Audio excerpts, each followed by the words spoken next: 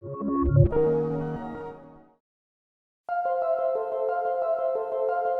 ended up reading a lot of nonfiction books this year.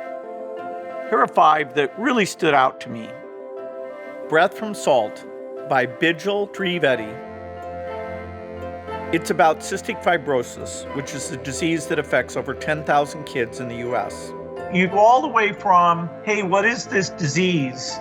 Let's track these kids. How do you keep them alive? Then they finally do get the drug that works. It's a chloride channel. They call it the CFTR gene because it's a chlorine transport. It's a good story because it has a happy ending. If a kid starts on those drugs at a very young age now, they may have close to a normal life expectancy. It's pretty miraculous stuff. Range by David Epstein. Epstein in this book is trying to explore this idea of should you just do one thing super well or a broad set of things.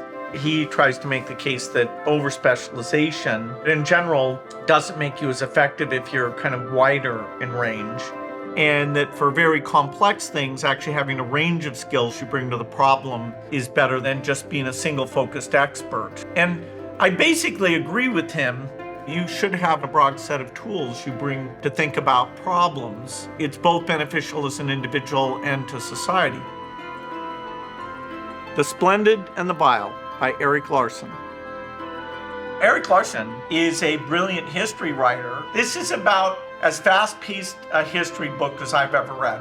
He has this very focused time period. During World War II, Winston Churchill dealt with what looked like a losing hand, where the war against Germany looks incredibly bleak.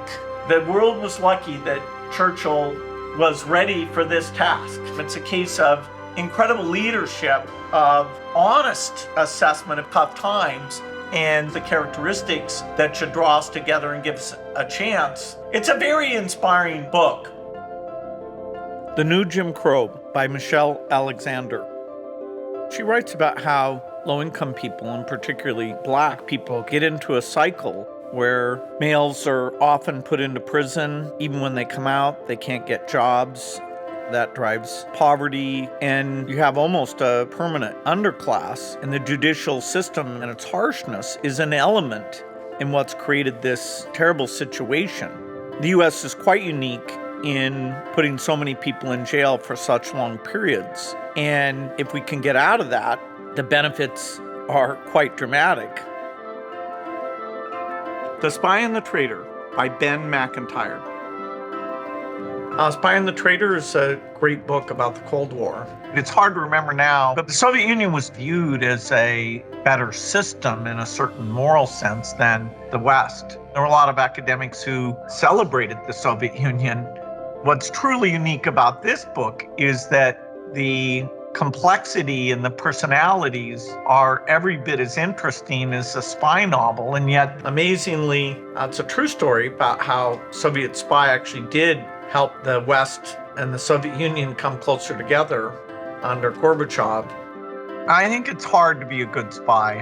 I'm not tough enough. I don't look at those people and say, oh yeah, that's more fun than writing code. I found these books to be really clever and engaging. I hope you find them as intriguing as I did.